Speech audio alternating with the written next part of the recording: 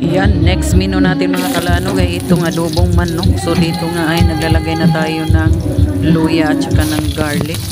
So medyo konti lang to dahil hindi tayo nakapag-prepare at past 11 na ang oras. So malapit nang magtanghalian tapos hindi pa tayo tapos nagluto. So konti lang ang ating na-prepare na mga ricados, kaya yan lang muna dahil nagmamadali na tayo. So yan, ilalagay din natin yung ating garlic hanggang matusta at lumabas na yung aroma niya. So ganun pa rin para mawala din yung langsa ng manok.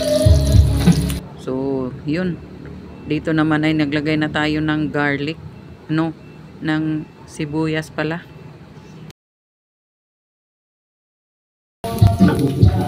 Ayan, at ilagay na natin ang ating marinated chicken. Ayan. So napakabango na nito mga kalanog kahit kakasimula lang natin magluto. Basta may marinated yung chicken na lagay natin, sobrang bango na yan. So mix lang natin, mix all together, mix hanggang sa lahat ay lagay na. At yan, kumukulo. Syempre lagay na tayo ng soy sauce. Ayan. So pag hindi tayo ganun kasanay magluto, kunti-kunti lang, huwag masyadong biglain, baka masugatan, masaktan. Char. Yan, black pepper, syempre di mawawala yan, pang patagal ng lansa din yan. So ilang black pepper din yung nilagay natin. So syempre di mawawala yung mga dahon ng laurel din. So hindi pa pala ako natapos maglagay ng black pepper mga kalanog. Andyan na ang dahon ng laurel. So yan, syempre hindi mawawala yan. Napakabango pag merong ganyan ang ating adobo.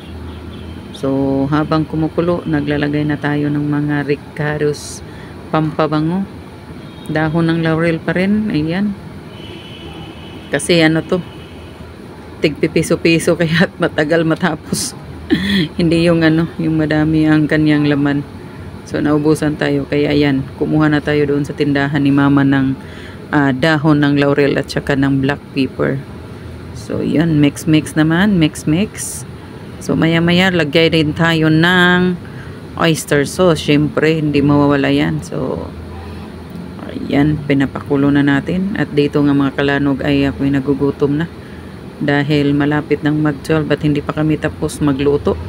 Nanginginig ng kamay ni feeling vlogger sa mga oras na to at nagugutom na sa amoy ng ating nilulutong ulam.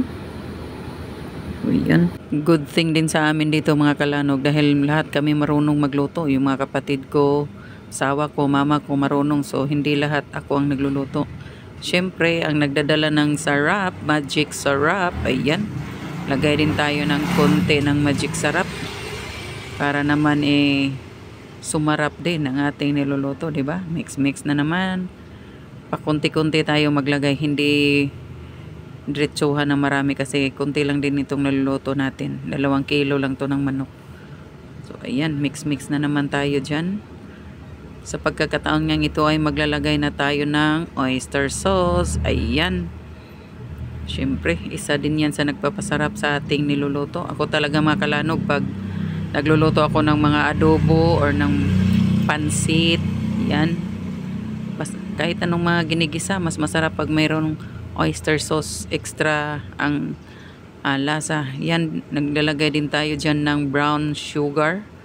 Yun, brown sugar para may kunting tamis din ang ating niluluto, diba? So ayan, kulo na, malapit na talaga sa katotohanan. Naglagay din tayo pala dyan ng konting suka, so hindi na natin na ipakita. So dito nga ay naglalagay na tayo ng atchar, pampabango. Syempre kung mabango ang nagluluto, mas maigi kung mas mabango ang ating ulam, diba? Syempre naman, hindi tayo pakakabog dyan. Naglalagay tayo ng kahit anong pabango, huwag lang yung perfume.